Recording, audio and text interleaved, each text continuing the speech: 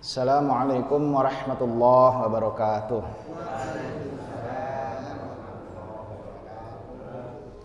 Alhamdulillahilladzi arsala rasulahu bil huda wa dinil haqq liyuzhirahu 'alad dini kulli walau karihal musyrikun.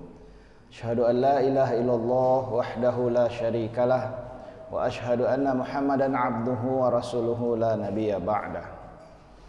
Para jamaah sekalian, pada subuh kali ini saya ingin melanjutkan kajian kita masih mengenai ma'rifatul Islam, mengenal apa itu Islam sebagai risalah, ya, risalah yang menjadi alasan diutusnya Nabi kita, Nabi Muhammad sallallahu alaihi wasallam.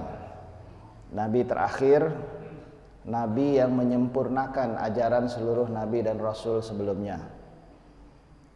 Kita telah membahas yang lalu bahwa Islam itu dibentuk dari dua kata asal, ya, supaya kita memahami benar, ya, apa sebetulnya yang Allah kehendaki dari risalah ini. Yang pertama, yang sudah sering kita paham, Islam itu berasal dari kata salam, yang artinya keselamatan, kedamaian, kesejahteraan. Termasuk sebetulnya di dalamnya keamanan dan perlindungan. Namun Islam juga dibentuk dari kata aslam yang bermakna tunduk, patuh, ya, ketundukan, kepatuhan, sehingga Islam ini adalah minhajul hayyah, cara hidup seorang muslim yang berisi ketundukan pada aturan dari Allah dan Rasulnya, yang apabila kita laksanakan kepatuhan dan ketundukan ini akan menghasilkan keselamatan, kedamaian, kesejahteraan bagi kita, baik di dunia maupun di akhirat. Karena itu kalau ada orang mengaku muslim tapi hidupnya penuh dengan kegelisahan, hidupnya tidak tenang, tidak damai, hidupnya penuh dengan kekhawatiran, mungkin ada yang salah dengan cara hidupnya, mungkin kurang tunduk, kurang patuh pada aturan Allah Subhanahu wa taala. Sehingga dalam surah Al-Baqarah, surah kedua ayat ke-208, Allah Subhanahu wa taala berfirman, "Ya ayyuhalladzina amanu udkhulu fis-silmi kaffah wa la tattabi'u khutuwatis syaiton innahu lakum aduwwum mubin." Wahai orang-orang yang beriman, udkhulu fis-silmi kaffah, masuklah ke dalam Islam secara menyeluruh dan jangan ikuti langkah-langkah syaitan. Innahu lakum aduwwun mubinun. Sesungguhnya setan itu adalah musuh yang nyata bagi kalian. Para jamaah sekalian, kita yang lalu juga telah membahas, ya, tentang bagaimana keislaman itu kemudian bisa kita peroleh. Kita yang lalu membahas tentang bagaimana iman dan petunjuk itu bisa kita terima, sehingga kemudian kita dengan sungguh-sungguh melaksanakan 5 rukun Islam itu. Syahadatu an la ilaha illallah wa anna Muhammadar Rasulullah. Ini yang pertama, syahadat la ilaha illallah Muhammadar Rasulullah. Wa iqamis shalah, dan mendirikan salat, wa itaiz zakah, menunaikan zakat, wa shaum Ramadan, dan saum puasa di bulan Ramadan, wa hajjul bait man istata'a ilaihi sabila, dan pergi haji ke Baitullah bagi siapa yang mampu melaksanakannya. Nah, para jamaah sekalian, mengapa Allah kemudian dalam ayat 208 surah Al-Baqarah ini menekankan agar kita masuk Islam secara keseluruhan? Ya, kita bersyukur kepada Allah, ya, mudah-mudahan semua jamaah di sini lahir dari keluarga Islam, ya. Pak Yusuf begitu, ya, Bapak Ibu orang Islam, Pak Yusuf, ya. Kakek nenek orang Islam, tinggal di RW 20, mayoritas juga muslim. Ya, betul kan? Mayoritas muslim di sini, ya, di negara yang berpenduduk terbesar muslim di dunia. Sebelum mungkin tahun depan atau tahun ini sudah ya digeser nanti oleh Pakistan sebagai negara berpenduduk muslim terbesar di dunia. Kita bersyukur kepada Allah bahwa Allah telah menakdirkan kita sebagai seorang muslim dari lahir ya, sampai hari ini.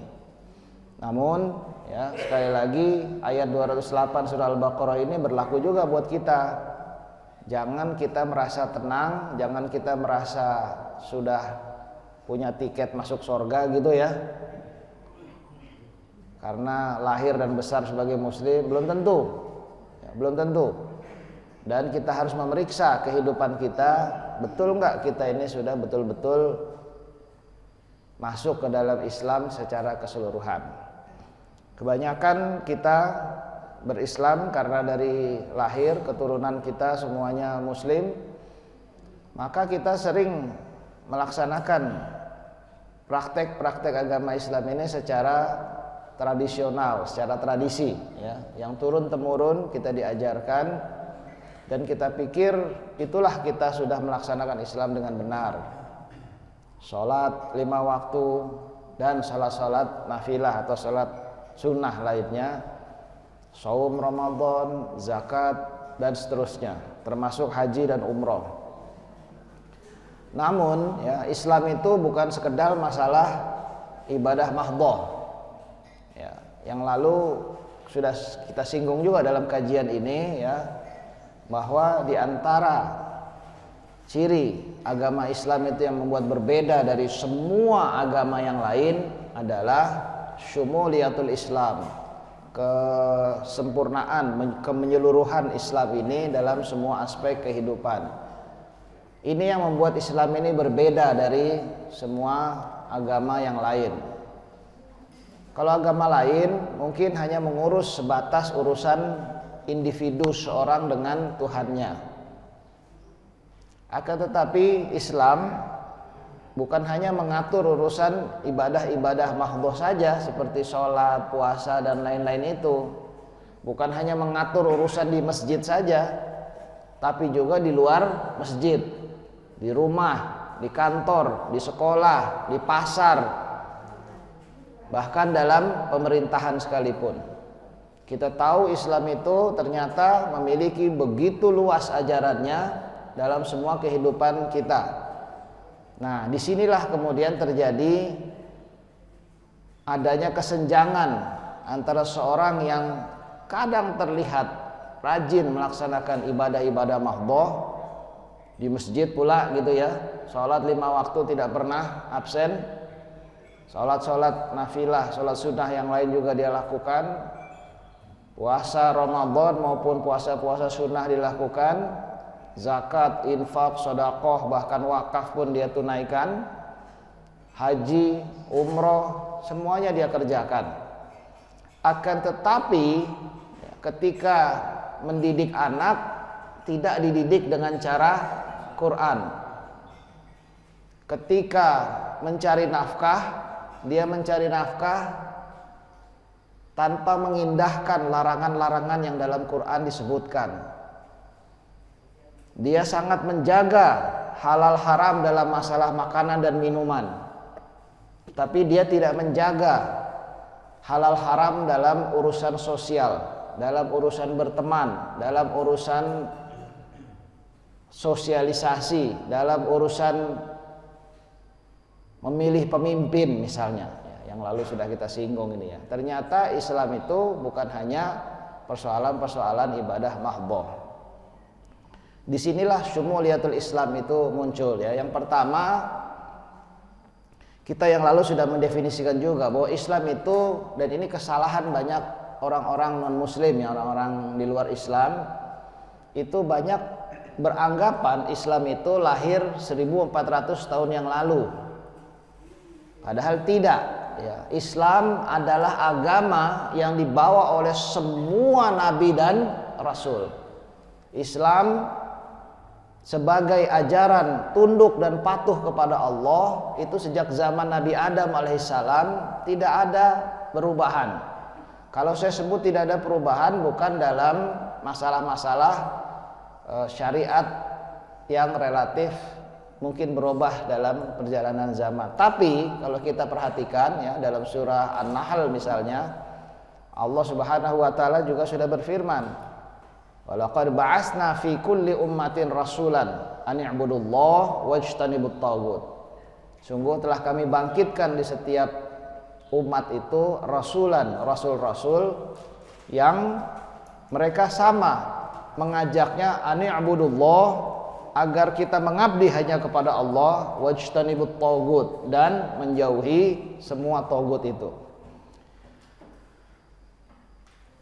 Rukun iman dan rukun Islam sebetulnya tidak ada perubahan dari semua nabi dan rasul itu.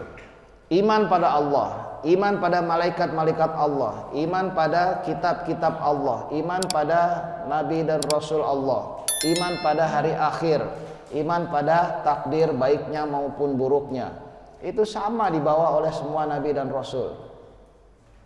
Tidak ada nabi dan rasul yang lain mengajarkan model keimanan yang berbeda ya, sehingga yang lalu kita kutip surah Ali Imran itu, innana sami'na munadiyan yunadi lil iman an aminu bi rabbikum fa amanna. Sesungguhnya kami mendengar para penyeru yang menyerukan pada keimanan, an aminu bi rabbikum, agar beriman kepada Tuhan kalian, fa amanna, lalu kami beriman. Para jamaah sekalian, rukun Islamnya juga sama ya. Rukun Islam yang pertama syahadat la ilaha illallah. Enggak ada nabi lain membawa selain la ilaha illallah. Semua sama. Nabi Musa, Nabi Ibrahim, Nabi Nuh, dan nabi-nabi seluruhnya, baik yang disebut dalam Al-Quran maupun yang tidak.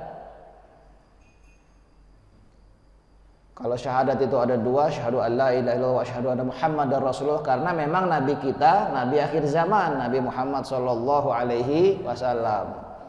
Mungkin di zaman Nabi Ibrahim ya syahadatnya wa asyhadu anna Ibrahim Rasulullah saat itu ya. Kemudian sholat ini bukan baru dibawa oleh Nabi kita. Sholat ini sudah sejak zaman Nabi Adam sudah diajarkan sholat, karena sholat ini fondasi utama menghubungkan manusia kepada Allah Subhanahu wa ta'ala. Siapa orang yang kemudian melalaikan sholat ini, tidak mendirikan sholat, maka terputus hubungannya dengan Allah. Zakat ini juga sejak awal ya, wa mimma razaqnahum yunfiqun, dari sebagian yang direzekikan Allah pada kalian keluarkan, jangan semuanya ditelan ya. Saya sering mengibaratkan zakat itu ya kayak kita makan misalnya buah salak gitu ya. Pak Yusuf tahu buah salak ya? Gimana caranya Pak makan buah salak? Dikupas ya, dimakan dagingnya, dibuang bijinya. Nah, orang yang nggak mau bayar zakat itu begitu pelitnya, segala kulit dan bijinya ditelan semua tuh. Nah, ini masih kalau salak, kalau durian bagaimana coba ya? Nah, inilah orang-orang yang Allah mengingatkan, wa mimma razaqnahum yunfiqun, dari sebagian yang mereka terima itu keluarkan lagi, ya, jangan ditelan semua. Jadi zakat itu juga bukan ajaran baru. Apalagi saum Ramadan, saum itu kita udah sering ya, setiap kali bulan Ramadan ayatnya kita sudah hafal. Al-Baqarah 183. Ya ayyuhalladzina amanu kutiba alaikumussyiyam kama kutiba alal ladzina min qablikum. Ini udah pernah juga diwajibkan pada orang-orang sebelum kalian. Apalagi haji. Haji ini juga ke Baitullah, bukan barang baru gitu ya. Baitullah Ka'bah itu dibangun sejak awal oleh siapa Pak Yusuf? Nabi Ibrahim. Nabi Adam tadi, Nabi Adam tuh. Kenapa bilang Nabi Ibrahim, Pak? Dia yang membangun. Tahu dari mana, Pak? Dari mana dasarnya? Nabi Ibrahim, Pak? Iya, Bapak Nabi Ibrahim juga ya. Dari mana dasarnya? Karena pertama ada itu sejak Nabi Ibrahim tinggal di. Ya. Kita semua belum ada yang lahir waktu itu ya. Tapi dalam Al-Quran ada disebut memang. Surah Al-Baqarah ayat 127. Wa idh yarfa'u Ibrahimul qawa'ida minal baiti wa Ismail Rabbana taqabbal minna innaka antas sami'ul alim. Tapi jangan keliru ya. Wa idh yarfa'u Ibrahimul qawa'ida minal bait. Ingatlah ketika Nabi Ibrahim bersama Nabi Ismail yarfa'u mendirikan al-qawa'ida minal bait. Al-Qawaid itu artinya fondasi. Jadi ketika Nabi Ibrahim datang ke Mekah itu fondasinya sudah ada, hanya bangunannya sudah nggak ada. Fondasinya sudah ada, artinya apa? Sudah ada bangunan ini sebelumnya, cuma badannya hancur, fondasinya masih ada. Maka Nabi Ibrahim mendirikan ulang fondasi itu menjadi sebuah bangunan. Jadi bukan Nabi Ibrahim yang pertama membangun. Dalam surah Ali Imran disebut inna awwala baitin wudi'a lin-nas lalladzi bi Bakkah. Sesungguhnya rumah ibadah pertama yang dibangun oleh manusia untuk menyembah Allah itu yang ada di Mekah itu. Jadi rumah ibadah pertama yang dibangun oleh manusia itulah Ka'bah. Siapa manusia pertama yang menyembah Allah? Siapa? Bapak kita semua, Nabi Adam alaihissalam. Jadi Nabi Adam lah yang membangun Ka'bah itu. Inna awwala baitin wudi'a lin-nas alladzi bi Bakkah. Nah, jadi sudah sejak zaman Nabi Adam Ka'bah ini sudah ada ya. Hanya memang seiring zaman pernah hancur dibangun lagi, hancur dibangun lagi. Di zaman Nabi kita Nabi Muhammad SAW pun Ka'bah pernah hancur, kena banjir ya, sebelum menjadi nabi. Maka Rasulullah lah yang kemudian mendamaikan orang-orang Quraisy itu ketika hampir saja terjadi pertumpahan darah gara-gara semua merasa berhak dalam meletakkan Hajar Aswad di Ka'bah itu. Itu sebelum menjadi nabi Rasulullah tuh. Dan kemudian nanti sepeninggal Rasulullah, setelah Rasulullah wafat, Ka'bah itu pernah dibakar sampai hancur ya, lalu dibangun ulang lagi di zaman setelah Khulafa Rasyidin. Ketika Khulafa Rasyidin itu kan Abu Bakar, Umar, Utsman dan Ali. Setelah Khulafa Rasyidin ini Ka'bah pernah dibakar dan dibangun ulang lagi oleh Abdullah bin Zubair sebagai gubernur Mekah saat itu. Nah, para jamaah sekalian, jadi haji ini sudah dikenal sejak awal ya, bukan baru. Nabi Ibrahim itu mengembalikan lagi ya fungsi dan membangun ulang lagi Ka'bah yang sudah ada sebelumnya. Nah, Nabi kita Nabi Muhammad SAW juga sama. Haji ini bukan sesuatu yang baru. Hanya Nabi Muhammad SAW itu meluruskan dan membersihkan praktek-praktek kotor ibadah haji yang dikenal secara tradisional oleh orang-orang Arab saat itu, terutama di Mekah. Baik, jadi Islam ini adalah agama semua nabi dan rasul. Nggak benar kalau disebut Nabi Musa membawa agama Yahudi, salah ya. Nabi Musa membawa agama Islam. Yahudi itu disebut dalam Al-Quran sebagai penyimpangan dari ajaran Islam, yang kelakuan para ulama Yahudi ini merubah-rubah Taurat, merubah-rubah apa yang sudah diwahyukan oleh Allah kepada Nabi Musa. Nabi Isa juga tidak membawa agama Kristen, salah ya kalau kemudian kita menyebutnya agama Nasrani itu dibawa, tidak ya. Nabi Isa juga membawa agama Islam, sehingga semua pemeluknya oleh Allah disebut muslimin, sebagaimana dalam surah Al-Hajj surah ke-22 ayat terakhir ayat 78 ya. Wajahidu lillahi haqqa jihadih wajtabakum wa ma ja'ala alaikum fid dini min haraj millata abikum Ibrahim huwa samakumul muslimina min qablu wa fi hadza ya, huwa samakumul muslimina min qablu wa fi hadza. Dialah Allah yang menyebut kalian semua muslim dari dulu sampai sekarang. Jadi Allah menyebut semua pengikut para nabi dan rasul itu muslim ya. Jadi Islam yang kemudian disempurnakan oleh Nabi kita ini hanya kelanjutan dari seluruh ajaran para Nabi Rasul sebelumnya. Ya, sehingga nggak ada yang beda ya. Kalau tiba-tiba sekarang orang yang mengaku pengikut Nabi Isa lalu menyebut bukan qul huwallahu ahad, tetapi itulah penyimpangan. Tidak ada. Semua nabi-nabi sebelumnya juga tidak ada yang membawa ajaran seperti ini ya. Iya, Pak. Dari Nabi Adam sampai Nabi terakhir Nabi Muhammad itu ajarannya semua Islam. Yes, betul. Agama Allah, agama wahyu yang Allah berikan kepada semua nabi. Betul. Di saat mengajarkan Islam itu ada artian apa ya? Pemberontak lah kalau bahasa sekarang. Nah, berarti adanya Kristen, ada Hindu, ada Buddha. Itu berarti agama bukan ciptaan Tuhan, itu hanya ciptaan manusia. Betul. Itu ya. Berarti kan itu agamanya agama budaya mereka. Iya, betul. Betul ya. Jadi selain agama itu secara keseluruhan ada yang disebut agama langit dan agama bumi gitu ya. Agama langit itu agama yang berbasiskan wahyu. Walaupun kemudian ada penyimpangannya ya. Sebetulnya dia berbasiskan, jadi di Taurat yang sekarang mungkin masih, sekarang udah nggak ada Taurat lagi, orang Yahudi itu memegangnya Talmud bukan Taurat lagi ya. Atau di Bible yang katanya itu Injil juga sebagian masih ada ya wahyu-wahyu yang asli.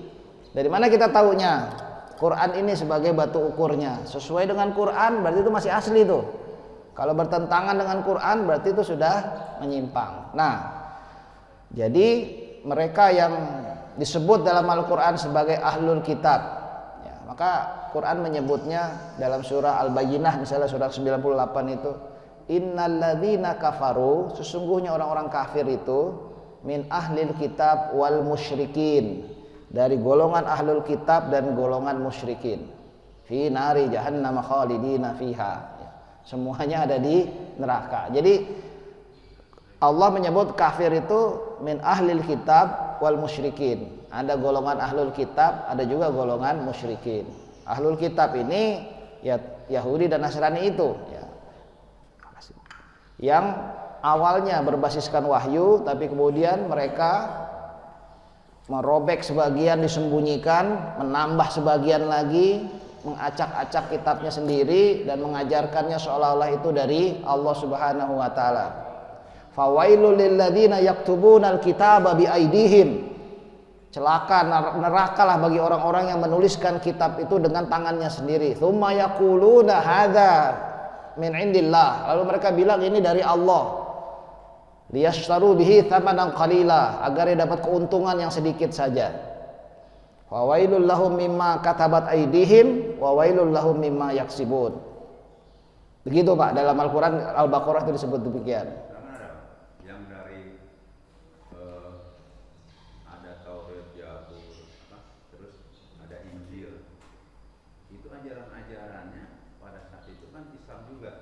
Betul. Mereka belok-belokin termasuk Injil itu. Betul. Jadi ajarannya orang Kristen. Ya. Padahal itu ajaran Islam. Betul. Cuma mungkin terakhir yang namanya Al-Quran ini adalah agama penyempurna.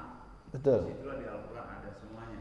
Betul. Kan orang-orang dulu hanya ngebelok-belokkan itu ajaran itu, sebenarnya ajarannya Islam itu. Betul Pak. Jadi supaya kita yang orang Islam ini jangan keliru ya. Jangan kita beranggapan Islam itu lahir 1400 tahun yang lalu. Bukan ya.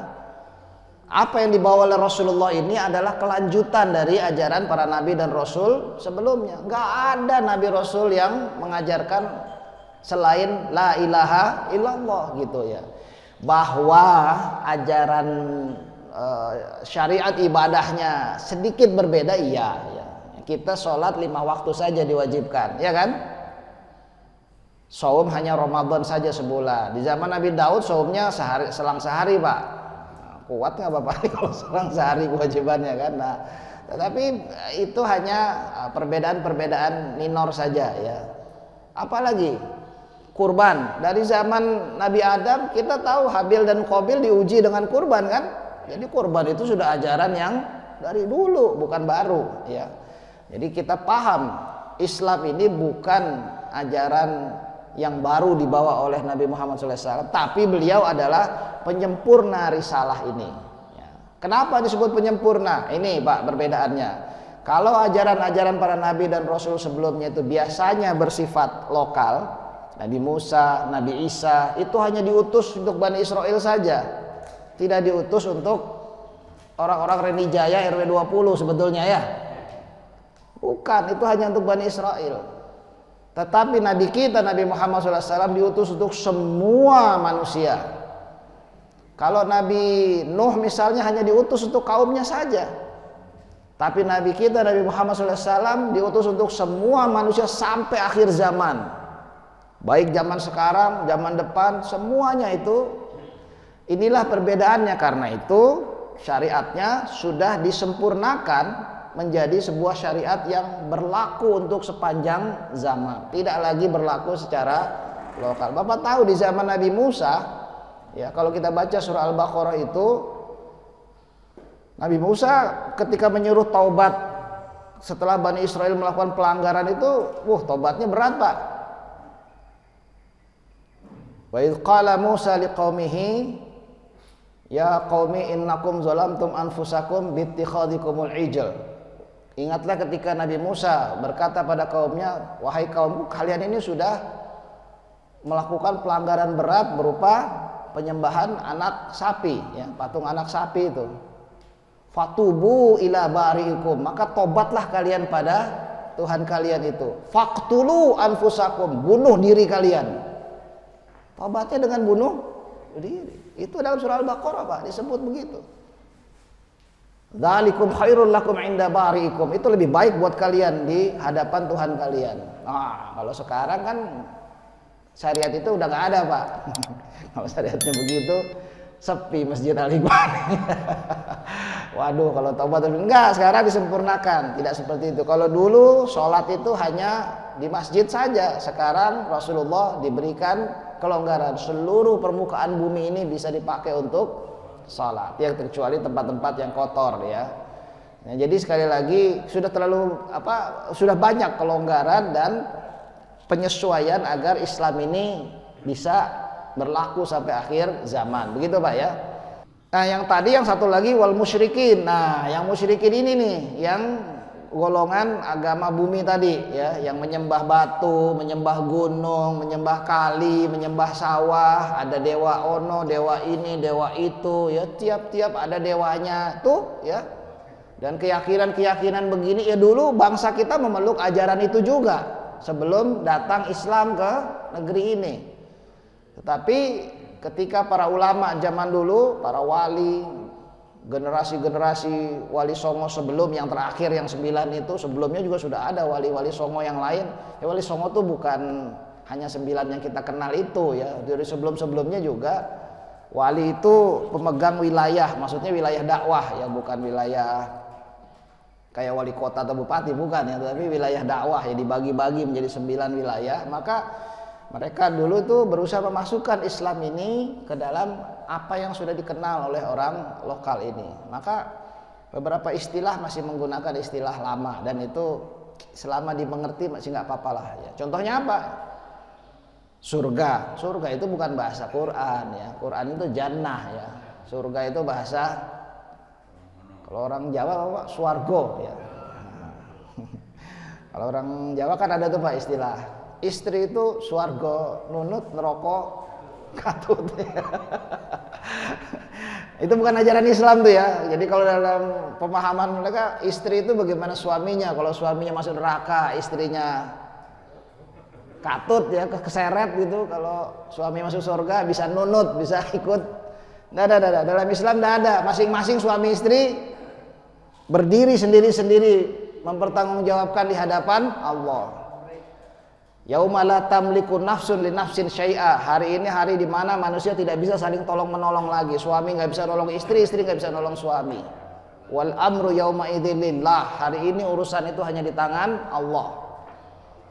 Kalau mau tolong menolong sekarang ya, suami istri tolong menolong sekarang. Jangan nanti, kalau nanti sudah nggak bisa lagi ya.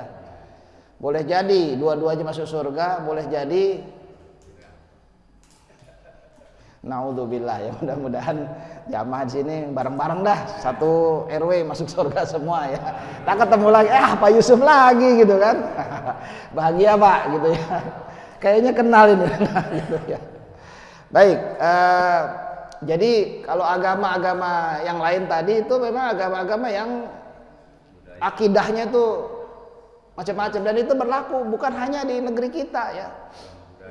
Kita pikir sungai ini memberi kehidupan, sungai disembah. Lalu kita anggap di sungai ini ada dewanya. Lihat laut, laut lebih luas. Maka ada sing bau rekso, beda ya. Pokoknya yang Roro Kidul misalnya, wah itu kan. Lalu lihat Gunung Merapi, wah ini ada penunggunya, Mbah Petruk katanya, wah, ya kan? Iya nggak tuh? Mbah Marijan itu mah penjaganya, bukan itu ya, salah Pak. Itu yang Mbah Marijan itu, saya tuh kenal sama anaknya Pak, ya. Dulu anaknya itu waktu Mbah Marijan meninggal itu anaknya disuruh, itu ditunjuk oleh Sultan itu ya sebagai kuncen, juru kunci Gunung Merapi itu ya. Saya tanya itu, anaknya ditunjuk untuk melanjut, tapi nggak mau anaknya. Ternyata anaknya ngajinya di Muhammadiyah, jadi nggak mau, nggak mau nerusin itu ya. Ya saya tanya itu dulu, apa sih kerjaannya bapaknya dulu itu? Ya setahun itu 3 kali melakukan upacara dengan baju lengkap, sesajen ke gunung itu 3 kali setahun itu. Jadi gunung pun harus dikasih sesaji supaya tidak batuk-batuk. Ya, kalaupun batuk jangan ke arah keraton gitu Pak ya. Itu memang keyakinan mereka begitu loh ya. Nanti ke laut kasih sesaji, ke sungai kasih sesaji. Mana lagi? Sawah kasih sesaji. Ya. Di mana-mana tuh ada yang harus dikasih sesaji supaya jangan pindah rumah, kasih sesaji lagi. Kalau nggak bikin selamatan bisa ciloko katanya. Dalam Islam tuh nggak ada ya. Seluruhnya itu di tangan Allah. Allah nggak butuh gubernur, bupati, wali kota, nggak butuh. Emang presiden butuh ya. Allah nggak butuh pembantu sama sekali, nggak ada. Ya. Maksudnya kan kalau gubernur gitu ya, bisa kebijakan daerahnya berbeda dari presidennya gitu. Dalam Islam mana ada kayak begitu ya. Allah tidak membagi-bagi wilayah, tidak ada ya. Sehingga ajaran Islam ini sempurna untuk semua. Ada 3 faktor kesempurnaan. 1, syumuliyatuz zaman, sempurna untuk seluruh waktu, tidak terbatas. Kalau nabi-nabi sebelumnya masih ada keterbatasan, dibatasi waktu ya. Karena itu ketika seorang nabi meninggal lalu ajarannya mulai berubah, seiring waktu mulai menyimpang, diutus lagi nabi yang lain, dibangkitkan lagi seorang rasul untuk meluruskan lagi, lalu meninggal lagi, terjadi lagi penyimpangan ya. Dari zaman Nabi Isa alaihissalam ke zaman Nabi Muhammad SAW itu hanya 600 tahun kurang lebih jaraknya. Tapi lihat betapa dahsyatnya penyimpangan itu. Mana pernah Nabi Isa itu mengajarkan, dalam surah Al-Maidah ayat-ayat terakhir 112, 113 itu kalau kita baca, itu nanti di hari akhir Allah bertanya pada Nabi Isa, dipanggil, "Ya Isa, apakah engkau yang mengajarkan pada kaummu untuk menyembahmu dan menyembah ibumu?" Nabi Isa menjawab, "Maha suci engkau ya Allah, enggak pernah saya mengajarkan seperti itu. Yang saya ajarkan adalah apa yang kau perintahkan, yaitu hanya untuk menyembah Allah saja, nggak pernah." Lalu kenapa sekarang yang mengaku-ngaku begini? Nggak tahu ya Allah. Selama saya masih hidup, saya nggak pernah ngajarin begitu. Setelah saya meninggal, engkaulah yang. Nah, coba perhatiin itu dalam surah Al-Maidah itu disebut sampai begitu. Penyimpangan itu terjadi setelah Nabi dan Rasul itu. Jadi dari zaman Nabi Isa ke zaman Nabi Muhammad itu 600 tahun. Penyimpangannya itu bukan hanya di level ibadah, tapi di level akidah sudah menyimpang jauh. Masalahnya dari zaman Nabi Muhammad SAW ke zaman kita sekarang 1400 tahun, lebih dari 2 kali lipat itu. Kira-kira ada penyimpangan nggak? Kira-kira ada penyimpangan nggak? Ada, makanya kita disuruh untuk kembali. Nah, inilah perbedaannya. Kalau para nabi dan rasul sebelumnya, kitabnya itu disebut oleh Allah bahwa itu banyak disimpangkan oleh akhbaruhum wa ruhbanuhum, ya. Akhbar dan ruhban itu para rahib dan pendetanya. Kita sekarang Allah menjamin keaslian Al-Quran ini tidak akan berubah sampai akhir zaman. Karena itu fa in tanaza'tum fi syai'in, dalam surah An-Nisa, kalau kalian berselisih tentang sesuatu, farudduhu ilallah wa rasul, kembalikan menurut Allah dan Rasul. RW 20 sama RW berapa lagi? Setelah 20 ada 21 ada? Hah? RW 20 sama RW 21 berselisih tentang satu persoalan. Ya kembalikan menurut Quran, jangan menurut tradisi RW 20, jangan menurut tradisi RW 21. Kembalikan menurut Allah dan Rasul. Jadi walaupun ini diterjemahkan ke berbagai bahasa, Arabnya nggak boleh hilang, karena itulah yang menjaga keaslian Quran ini. Kalau yang sebelah sono kan udah kacau itu ya. Nabi Isa bahasanya apa, kitab mereka bahasanya apa. Setiap terjemahan itu pasti ada makna yang hilang atau meleset. Nah, syumuliyatuz zaman ini adalah Allah telah merancang Islam ini untuk cocok diaplikasikan sepanjang zaman. Kalau ada orang yang kemudian berpikir, wah bagaimana mungkin, Islam itu kan ajaran 1400 tahun lalu. Orang di gurun pasir sana katanya. Sekarang kita di masyarakat modern sudah canggih. Indonesia pula yang subur makmur. Gemah ripah loh jinawi. Manalah kemudian itu bisa diaplikasikan di sini. Nah, ini orang nggak ngerti Islam berarti ya.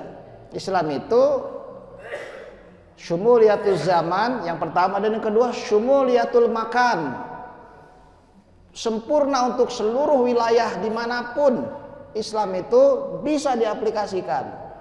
Tidak hanya untuk orang 1400 tahun yang lalu. Kenapa begitu? Karena ajaran Islam ini aturan-aturannya tetap, tapi ada juga wilayah yang diperbolehkan untuk berubah. Ya, misalnya begini, yang tetap itu apa? Akidah dan ibadah mahdhah. Akidah ini nggak berubah sampai akhir zaman. Rukun iman, rukun Islam nggak berubah ya. Ibadah mahdhah itu seperti sholat, saum, zakat, itu nggak berubah sampai akhir zaman. Oh, sampai kapan juga subuh 2 rakaat ya. Tetapi masalah muamalat, nah ini porsi terbesar nih, itu boleh berubah. Hanya norma-normanya saja yang diatur. Misalnya apa? Misalnya dagang. Dagang ini kan beda dagang 1400 tahun lalu sama dagang zaman sekarang. Sekarang udah ada dagang online. Ya Bu ya? Ayo, siapa para pemburu diskon? Itu kan tanggal 10 bulan 10, rame kemudian.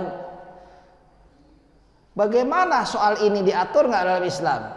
Ya beda, dagang zaman dulu nggak pakai duit, tuker barang secara langsung. Zaman sekarang pakai duit, duitnya duit digital pula ya.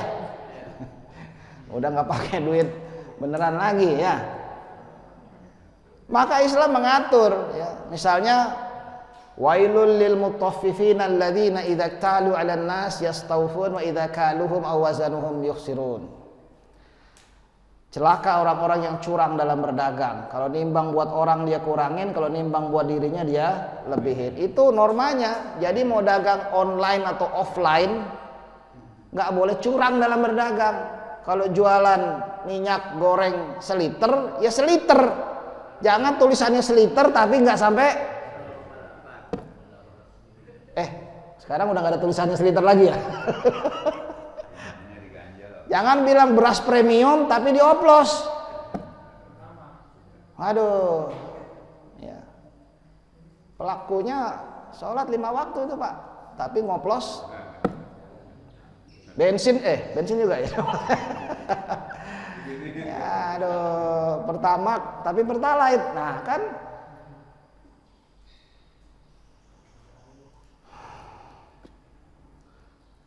jangan dagang online yang dipasang di marketplace-nya itu, di webnya itu original, begitu orang pesan dikirim KW. Nah itu kan, kalau KW bilang KW, jangan bilang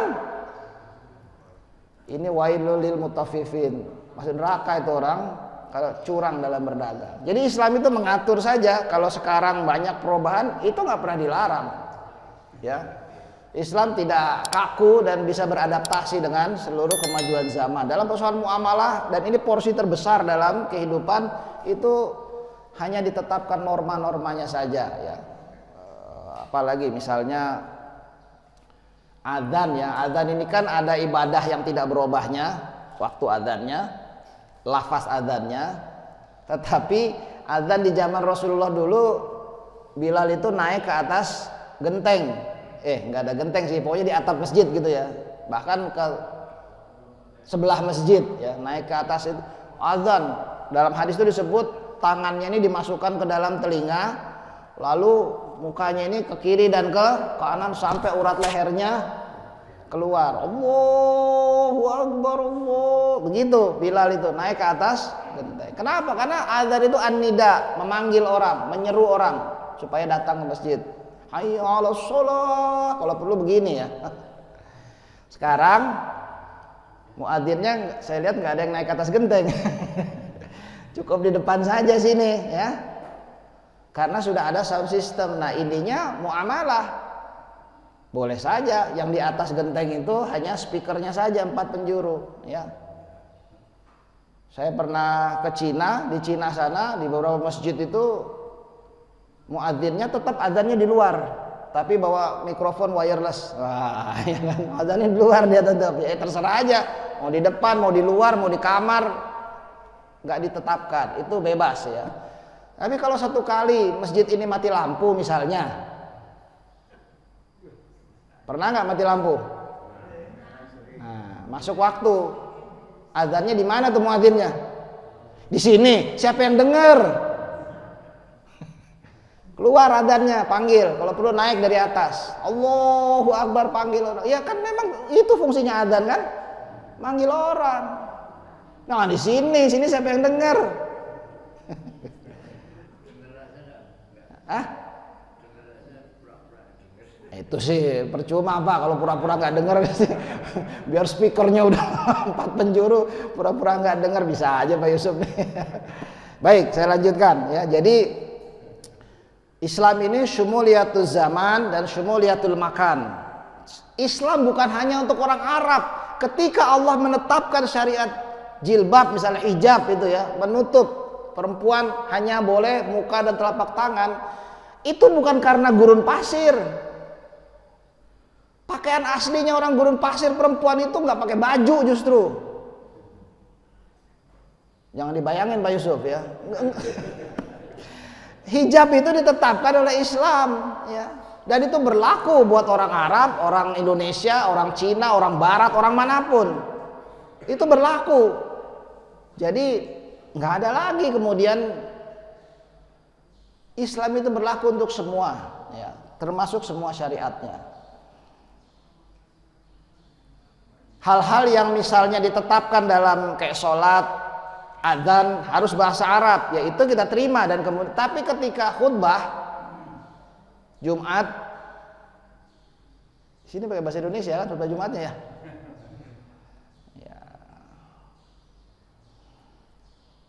Dulu ya di awal-awal kemerdekaan saya baca itu sempat berselisih ya, beberapa ulama dulu masih beranggapan khutbah itu harus bahasa Arab karena bagian dari ibadah katanya. Nah bahasa Arab nggak ada yang ngerti.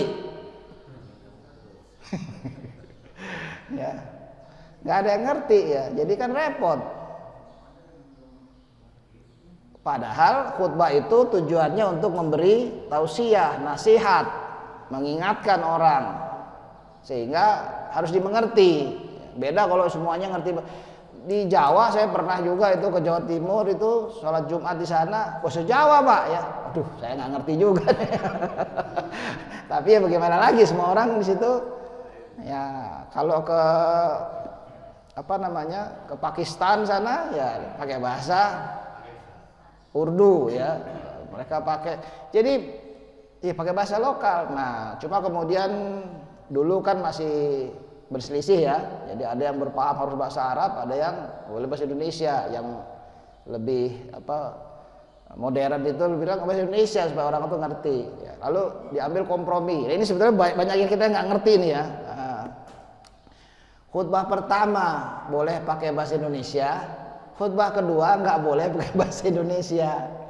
Karena khotibnya belum tentu bisa bahasa Arab, akhirnya khutbah kedua isinya cuma hamdalah, syahadat, sholawat, doa, langsung selesai, nggak ada. Kan masih banyak yang begitu tuh, ya. Padahal harusnya khutbah kedua pun sama dengan khutbah pertama, ya, ada tausiahnya.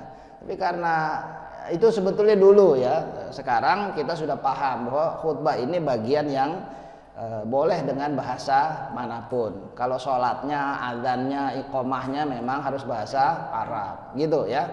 Jangan pula nanti azannya diganti bahasa Jawa gitu ya. Yang ketiga, Islam ini syumuliyatul minhaj ya. Kesempurnaan secara metode atau jalannya ya. Jadi ada 10 aspek Islam ini, bukan hanya aspek ibadah tetapi juga aspek misalnya pendidikan, ekonomi. Nah, ini banyak yang belum ngerti ini ya, aspek ekonomi Islam. Makanya dalam kajian-kajian ini harus kemudian juga dipahamkan mana transaksi ekonomi yang dibolehkan dalam Islam dan mana yang haram, nggak boleh itu transaksi model begitu. Banyak yang nggak ngerti ini. Jadi sholatnya rajin, transaksi ekonominya melanggar terus misalnya.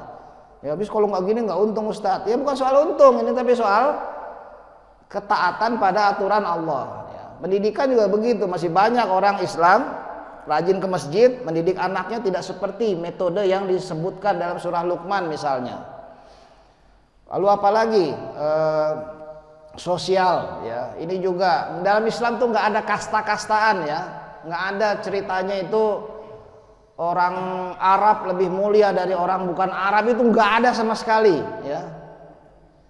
Orang Jawa lebih mulia dari orang, nggak ada itu juga ya. Inna akramakum indallah atqakum, yang paling mulia di sisi Allah hanya yang paling bertakwa. Nggak peduli kulitnya warna apa, nggak peduli hidungnya mancung ke depan atau mancung ke dalam, ya. Nggak peduli matanya belok atau sipit. Inna akramakum indallah atqakum. Nggak ada cerita dalam Islam itu ada kasta-kastaan. Wah, Pak Yusuf ini keturunan, wah misalnya, nggak ada. Kalau nggak bertakwa, bahkan keturunan Nabi sekalipun nggak ada. Kalau dia nggak bertakwa, nggak ada nilainya. Ya, ini supaya kita kemudian paham ya. Islam juga mengatur masalah pemerintahan, politik. Islam juga mengatur masalah militer sekalipun. Ya. Maka para jamaah sekalian, disinilah kita kadang-kadang kurang memahami bahwa ajaran Islam itu menyeluruh.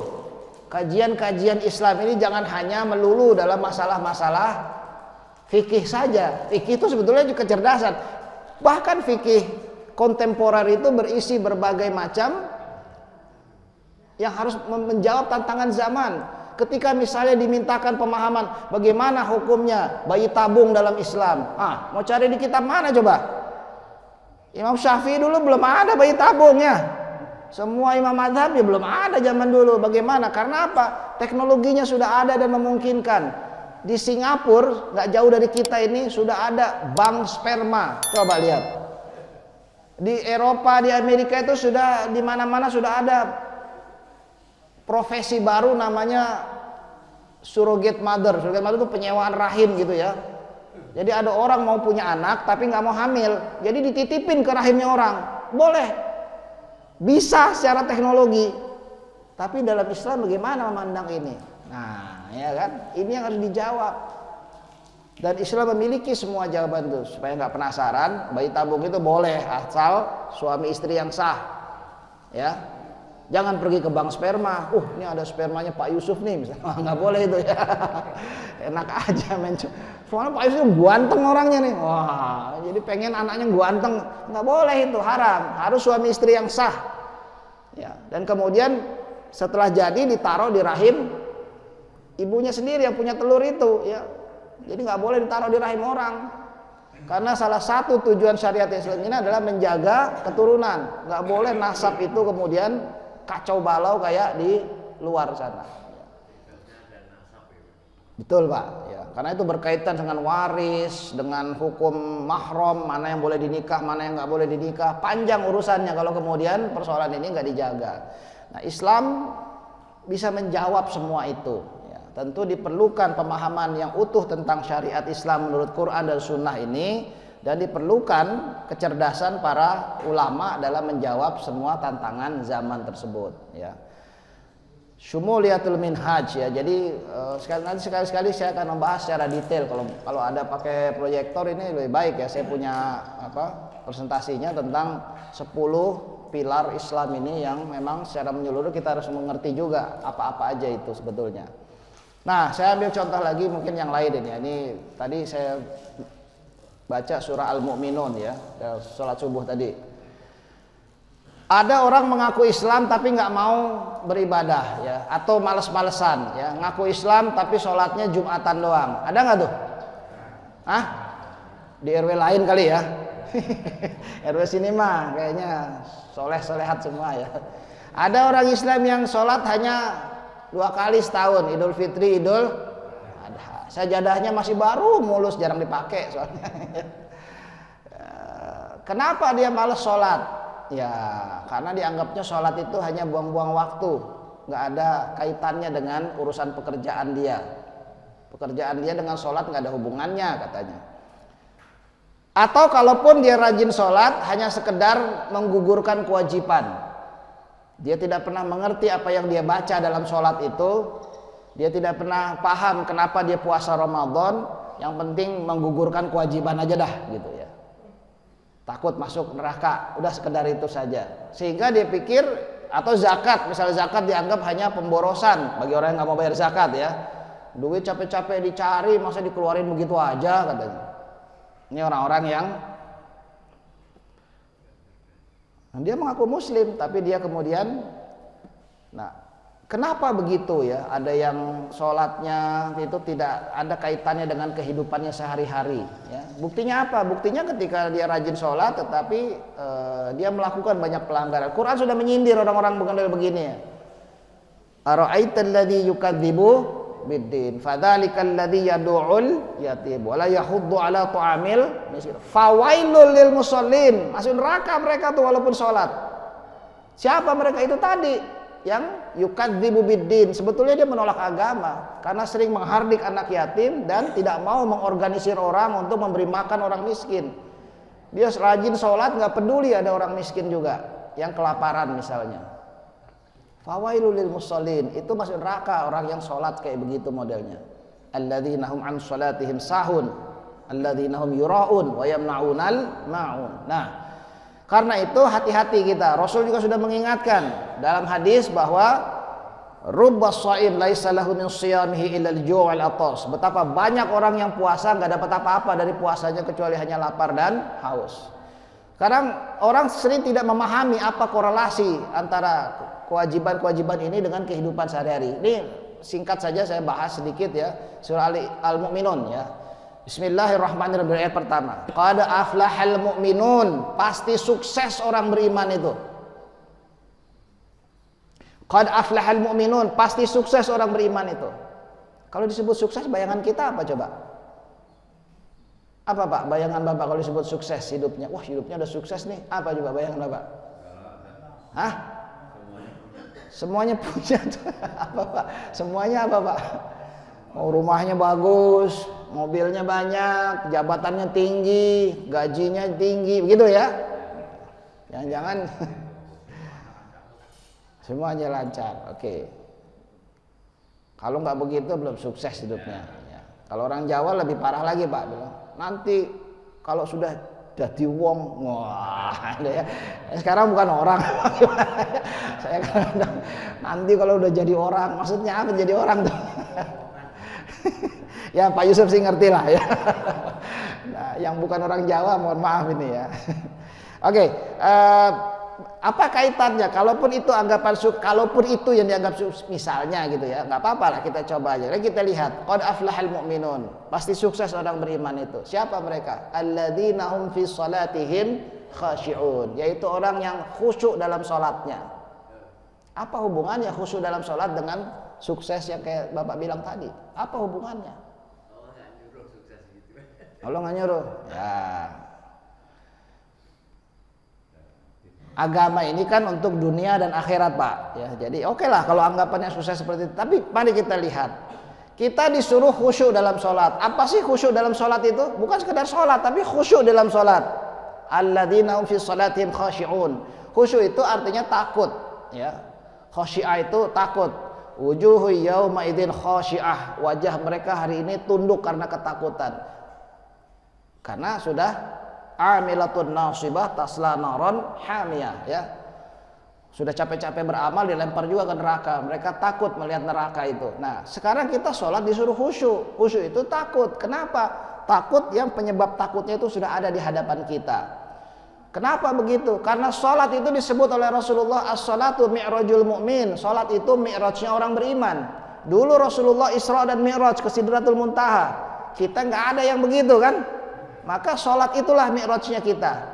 Rasulullah berhadapan dengan Allah di Sidratul Muntaha dalam mi'raj itu. Kita berhadapan dengan Allah dalam sholat. Dalam surah Al-Baqarah disebut wasta'inu bis-sabri was-shalah. Carilah pertolongan Allah dengan sabar dan sholat. Wa innaha lakabiratun illa 'alal khashiin. Mencari pertolongan Allah dengan sabar dan sholat itu susah, berat kecuali bagi orang yang khusyuk.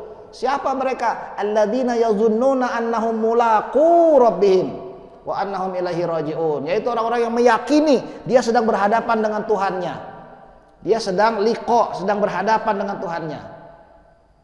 Tapi kita nggak merasa berhadapan dengan Allah. Nah, udah. Offside itu sudah sholatnya ya. Maka aja kau ngantuk. Wah, amin. Klek gitu lagi. Kelak salatnya ini, kalau berhadapan dengan Allah berani kita begitu ya. Allah itu bukannya memperhatikan fisik kita, tapi memperhatikan pikiran kita juga. Jangan-jangan Pak Yusuf ini kayaknya khusyuk, pikirannya masih jalan-jalan pikirannya, padahal Allah memperhatikan pikiran Pak Yusuf juga. Maka itulah khusyuk ya. Tunduk ke hadapan Allah. Tetapi bagaimana kita bisa khusyuk begitu? Nah, cara yang paling sederhana yang simpel adalah dalam surah An-Nisa ya. Surah An-Nisa ini ayat 43 menyebutkan ya ayyuhalladzina amanu la taqrabus shalah wa antum sukara hatta ta'lamuna ma taqulun. Wahai orang beriman, jangan dekati salat kalau engkau lagi mabok. Dulu belum diharamkan ini. Jangan dekati salat kalau habis mabok. Hatta ta'lamu ma taqulun, sampai kalian paham apa yang kalian ucapkan. Orang mabok itu nggak tahu apa yang dia omong. Ngomong ngaco begitu kan? Apalagi yang habis apa itu? Ganja ya. Ya rokok juga 11-12 lah itu. La taqrabus shalah wa antum sukara. Jangan deketin salat kalau ente lagi mabuk begitu. Hatta ta'lamu ma taqulun, sampai kalian paham apa yang kalian ucapkan dalam salat itu. Nah, kita mabuk enggak, tapi enggak paham juga apa yang kita ucapkan dalam salat. Masih ada di RW lain mungkin ya, yang belum paham apa yang dia baca dalam sholat. Dari mulai takbir sampai salam. Masih ada tuh yang belum paham. Apa yang dibaca waktu ruku, apa yang dibaca waktu i'tidal, apa yang dibaca waktu sujud, apa yang dibaca waktu duduk antara dua sujud, apa yang dibaca waktu tasyahud. Dia nggak paham. Bagaimana bisa khusyuk? Khusyuk itu serius membacanya. Subhana rabbiyal a'la. Itu serius dalam bertasbih kepada Allah. Karena dia ngerti apa artinya. Jadi saya sering nih ngasih saran kepada jamaah masjid lain ya, bukan Al-Hikmah nih. Kalau Al-Hikmah kayaknya udah pintar-pintar semua kan? Insya Allah ada Pak Yusuf soalnya di sini. Janganlah kita udah umur kayak gini masih nggak ngerti juga apa yang dibaca dalam sholat. Konsentrasi pada apa yang kita baca dalam sholat itu membimbing pikiran kita supaya nggak lari kemana-mana. Jadi dalam sholat ini terkandung latihan konsentrasi. Tahu nggak kenapa Allah melatih kita 5 kali sehari untuk bisa berkonsentrasi? Nggak ada sesuatu pun yang kita kerjakan bisa sukses kalau tidak konsentrasi. Kita naik motor, naik mobil nggak konsen, ya yang ada nabrak tiang listrik ya. Kita kerja nggak konsen, apa yang terjadi? Kita dagang, bikin ketoprak, nggak konsen, cabenya kebanyakan misalnya. Apapun kita lakukan tanpa konsentrasi, susah hasilnya. Tapi kalau serius kita konsentrasi, termasuk dengerin ceramah begini, khutbah Jumat, Rasul melarang jangan bicara kepada yang lain. Bicara enggak, main HP, sama juga itu enggak konsen. Maka konsentrasi itu menjadi penting. Salah satu kompetensi untuk bisa sukses baik dalam bekerja jadi karyawan, berdagang, bisnis, belajar, apapun, konsentrasi.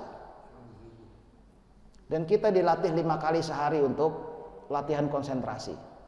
Bayangin betapa hebatnya kalau kita ini memperoleh kemampuan konsentrasi yang luar biasa.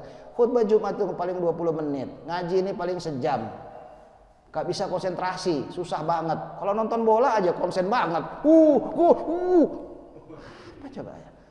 Malam-malam ditontonin gini niat banget, giliran sholat tahajud nggak bisa. Aduh, berat banget Ustaz. Kalau baca scrolling medsos konsentrasi banget. Baca Quran, aduh Ustaz, saya ini baru selembar aja mata saya udah panas. Ente orang apa tuyul, saya bilang ya. Baca Quran matanya panas. Ayolah ya, konsentrasi sedikit. Baca Quran dengan tartil, baca makhraj dan tajwidnya yang benar. Panjang pendeknya jangan keliru.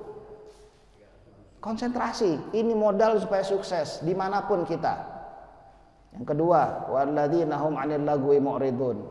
Dan orang yang sukses itu, orang beriman yang sukses itu meninggalkan segala perkataan yang sia-sia. Al-lagwu itu perkataan yang sia-sia. Jangan kebanyakan ngomong yang nggak penting. Sekarang nggak pakai lisan, ngomongnya pakai jempol. Ya, segala dikomentarin, segala di scroll sana, scroll sini, komentar kayak apaan, pakai jempol. Rasul sudah menyatakan, siapa yang beriman pada Allah dan hari akhir, falyaqul khairan aw liyasmut. Ngomong tuh yang benar, yang baik, atau diem aja lah. Nggak usah banyak komentar. Meninggalkan segala yang sia-sia, baik ucapan maupun perbuatan. Bahasa modernnya ini adalah efisiensi, bukan sekedar penghematan anggaran ya, bukan. Efisiensi yang dimaksud ini dia kerjanya efisien gitu. Kalau nggak perlu nggak usah, jangan buang-buang waktu. Masuk jam sekian, kerjanya nganggur-nganggur, kesana kesini nggak jelas. Yang efisien. Kalau nggak perlu nggak usah dikerjain. Maka sekali lagi ini tuntutan kesuksesan. Meninggalkan kesia-siaan, kita memahaminya sebagai bekerja dengan efisien. Kalau berdagang efisien juga, bahan-bahannya nggak berlebihan. Cukup, akhirnya keuntungannya bisa lebih banyak misalnya. Dengan usaha yang ya dengan cerdas gitu bisa keuntungannya lebih banyak. Itu efisien dan itu yang dituntut. Walladzina hum 'anil lagwi mu'ridun. Dia meninggalkan segala yang sia-sia. Mubadzir itu ditinggalkan semua.